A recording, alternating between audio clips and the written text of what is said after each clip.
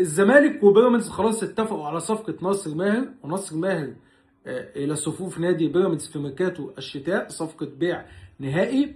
ناس كتير بتسأل هو بيراميدز ليه ما أعلنش لحد دلوقتي عن صفقة ناصر ماهر؟ الاتفاق خلاص تم ما بين الزمالك وبيراميدز، والصفقة بتتكلم في حوالي 1.25 مليون دولار. السبب ببساطة ناصر ماهر ليه مستحقات متأخرة عند نادي الزمالك بتتكلم في حوالي 10 مليون جنيه. يعني كان في مفاوضات ما بين الطرفين ان اللاعب يتنازل عن مستحقاته او جزء من مستحقاته المتأخرة. كان الفترة او الساعات اللي فاتت يعني الاتصالات والمفاوضات ما بين الطرفين هي كانت السبب الرئيسي في عدم حسم الصفقه خلاص بشكل رسمي وان بيراميدز يعلن.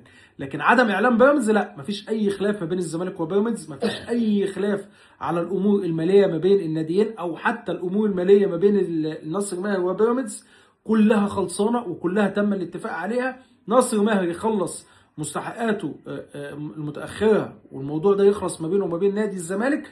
بيراميدز سيعلن على الفور عن التعاقد مع ناصر ماهر، واللعيب هينتظم في التدريبات الجماعيه لنادي بيراميدز.